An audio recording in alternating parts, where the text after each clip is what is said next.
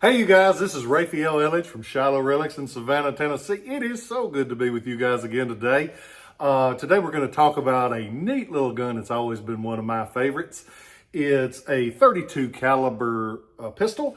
It actually fires a Teat fire cartridge, which is weird looking because it looks like this. Why would they have used that? That's a good question. Because they were trying to find ways around a patent that was held by Smith & Wesson. Smith & Wesson was smart enough to buy the patent of Roland White, which allowed the drill-through cylinder and the metallic cartridges that went with them. So they were trying to find a way around the Roland White patent. They came up with this cartridge, the Teat fire cartridge, and Moore was a pretty smart guy and developed that one, and it worked so well that in 1870 the National Firearms Company that had Moore's patent was bought out by Colt because Colt realized that's something we could make some money on. These guns, which I've always thought were really pretty, they're brass framed, 32 caliber like this. They're referred to as the Moore Teat fire pistol. They made them from 1864 until 1870 when they were bought out by Colt.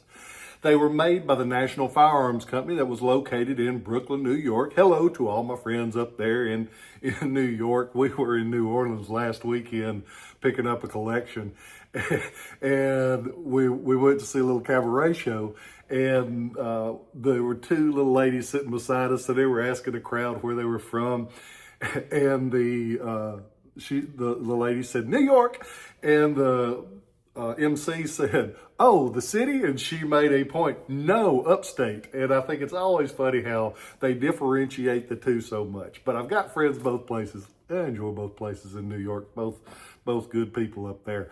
So, sorry, I took a tangent on you. I'm known to do that from time to time. But it's the National Firearms Company in Brooklyn, New York, made these little revolvers. They made them from 1864 to 1870, made about 30,000 of them. So they were a popular little gun. If you get the Harper's Weeklies or the other newspapers of the day, there's usually an ad back in the back of the magazine showing these pistols where you could order them. They were quite popular. And because they were a private purchase, some of them got used in the military. I've had a few over the years with IDs on them, but most of them were privately purchased, and a private purchase gun, they put the extra time in on to make it fancy and pretty. This one is more of a standard model.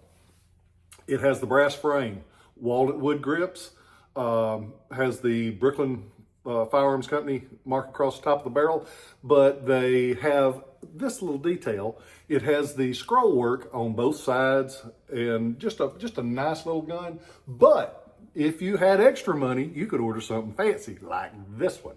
This little cat, same brass frame, same everything, but they do more detail work on it. They gold plate the cylinder. They put ivory grips on the handle. They do extra chase work on the barrel like this. So they go a little bit of extra effort on these guns. They're just a neat little gun. You can get them. They're still affordable. They're under $1,000 most of the time. And $1,000 is a lot of money, but it's a lot of gun too. So if you get a chance, go on the website. Both of these, as of the time of this video, are available.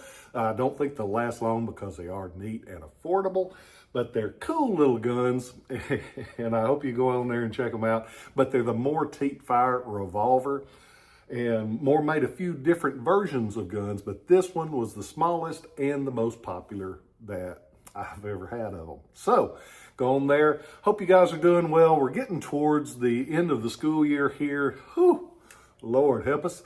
But we're gonna, my stepson is graduating this year. I'm very proud of him. He's a brilliant young man, gonna do big things in the world. But it's got me thinking back of the people that I graduated with. I was very fortunate. I graduated in a little high school in Middle Tennessee back 900 years ago, but I graduated with some great people. We just had our reunion actually got canceled because of COVID, so we redid it this year. We had 30 plus interests, is actually 34, but hey, who's counting? But I say that because if you had people that you thought of back then, give them a call, say hi. This morning I texted my friends and I said, just want y'all to know that I'm thinking about you today, and I love you, and I hope you have a great day. It doesn't take but a second, but it might mean a lot to somebody that might think you forgot them and you hadn't. You just, life gets busy and you don't take a chance to tell people what you're thinking about them. So be sure you reach out, be nice to people, tell them hi. I was in New Orleans and scared people to death when I was saying hi to them, but I said hi to everybody because I figure somebody might need a little extra hi to death. So go on to ShilohRelics.com, check these out, check other things out. If you like this video, don't forget to subscribe, share them, because I really do appreciate it. It has really helped our hobby, and I am very thankful for you guys. I hope you have a great day. Love y'all. If you enjoyed that little bit of history, you are going to love what you're going to find on the Shiloh Relics YouTube channel. Be sure to check them out. If you enjoy them, hit that like button, and don't forget to subscribe. Thank you, guys.